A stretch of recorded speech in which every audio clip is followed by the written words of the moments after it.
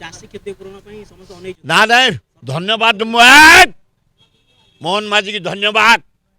ଆମେ ଚିତ୍କାର କଲା ପରେ ଆମେ ସାକ୍ଷାତ କଲା ପରେ ମୋହନ ମାଝୀ ଇନକ୍ୱାରି କରିବାକୁ ପଠାଇଛନ୍ତି, କଲେକ୍ଟର ମାନଙ୍କୁ ଦେଇଛନ୍ତି, ସବୁଠୁ ଧନ୍ୟବାଦ। କନକବର୍ଦ୍ଧନ ସିଂ ସେ ରଜା ପିଲା ଆଉ ଏ ମନ୍ତ୍ରୀର ତା ପଛରେ ଗୋଡ଼େଇଛି ନା ଆଉ ସେ ରଜା। ଆମେ ସାକ୍ଷାତ କରୁଥିଲୁ ଚାଷୀମାନଙ୍କୁ ନେଇ ଯାଇଥିଲି ମୁଁ। ଅର୍ଡ଼ର କଲେ, ଡାଇରେକ୍ଟ ଡାକିଲେ, ସେକ୍ରେଟାରୀ ଡାକିଲେ, କଲେକ୍ଟର ଅର୍ଡ଼ର କଲେ 10 ଦିନ ଭିତରେ କ୍ଷତିପୂରଣ ଦିଆଯିବ। ରିପୋର୍ଟ ଦିଅ, କେତେ ଧାନ ଫସଲ ନଷ୍ଟ ହେଇଛି, କେତେ ପନିପରିବା ହେଇଛି, କେତେ କୋଳଥ ହେଇଛି, କେତେ ବିରି ହେଇଛି। ଧନ୍ୟବାଦ। କିନ୍ତୁ ଭାଗ ଚାଷୀମାନଙ୍କ ପାଇଁ ସରକାର କିଛି ସ୍ପଷ୍ଟ କରୁନାହାନ୍ତି। ସେମାନେ ସେଇଟା ଏଇନା କିଛି ହେଇପାରିବନି, ସେ କେହି ସରକାର କରିପାରୁନାହାନ୍ତି, କରିପାରୁନି। କାରଣ ଆମ ଜମି ସବୁ ଭାଗ ଚାଷୀକି ଦେଇଛୁ। ଆମେ କ'ଣ ଚାଷୀ ଆଉ ଭାଗ ଚାଷୀକି ଭାଗ ଦେବୁ? ଭୁଲ। କ୍ଷତି ହେଇଛି ଚାଷ।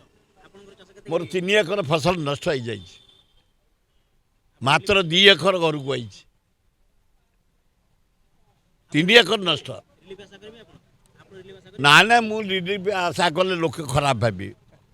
ଆଉ ଭଗବାନ କହିବେ ଏଇଟା ହେଲା ମହା ସୁବିଧାବାଦୀ, ଆକୁ ଭଲରେ ରଖିଛି, ଫସଲ କ୍ଷତି ହେଲା ବୋଲି ଧରୁଛି। ମୁଁ ସେ ଛୋଟ କାମ କରେନି, ଛୋଟିଆ ଲୋକଟିଏ ସମ୍ମାନ ଜଗିକି ସବୁଠି ଥାଏ।